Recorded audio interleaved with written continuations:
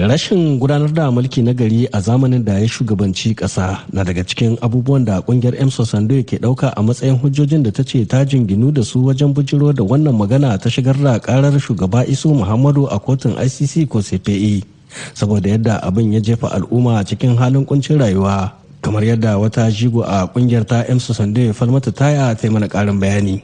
Tun 2011 zuwa yau inda muke duk wani tabargaza da mugun aiki da aika da almundahana na duke talaka, duk wanda ka je ka dade sai ka ya ce maka ai shi da wane ne. Har zancin Iranium Gate ma a ƙarshe mun lura da kai hannun shi ciki, ayyuka laifufuka ga sunan kala-kala.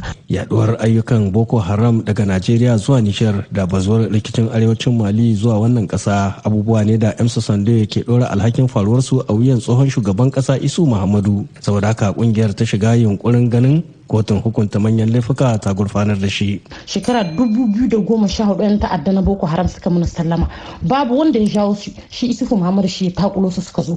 Sannan shekara 2013 ya kawo mana turawa ba tare da ya shawarci 'yan kasa ba tare da al'umma sun sani ba, ya zo ya jibge su lokacin da aka koro su da Mali da Burkina, kuma nan ma ya ka Nijar sojojin turawa na horon shi ya jibge su. Kowa ya san da 'yan ta'adda nan ba 'yan ta'adda bane haka waɗanda muke tsammani. Yanzu dai abin da muke so shine avoka na Niger duk inda suke yan masu son kasa waɗanda ke jin ciwon kasa su gama karhi da karhi don wanga banna da aka muna. Mun ce sai mun tabbatar da mutuncin Niger da darajar Niger a idon duniya. To sai dai wani na hannun daman shugaba Isuhu wato Alhaji Asmanu Muhammadu ya yi watsi da waɗannan zarge-zarge. Yana mai bayyana matakin kungiyar tamkar wani yunkurin zubar da kimar ƙasa a idon duniya. Kasar Nijar akwai kotu ta ɗaya ta biyu har ta uku har ta koli gaba ɗaya, can ya kamata su kai ƙara. Sannan akwai waɗanda ya kamata su kai ƙarar su tsohon shugaban ƙasar Amurka da tsohon shugaban ƙasar Faranshi Sarkozy da Barack Obama. Mamadu su ba abin da shahi cikin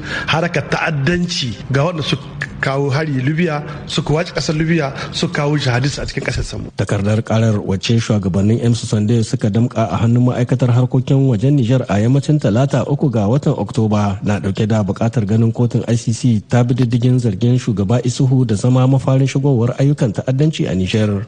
Haka kuma kungiyar ke fatan ganin an hukunta dukkan wani jami'in ciki ko na wajen wannan ƙasa da dukkan wata ƙasar da aka tabbatar da samun hannunsu a ta'asar da 'yan ta'adda ke haddasawa.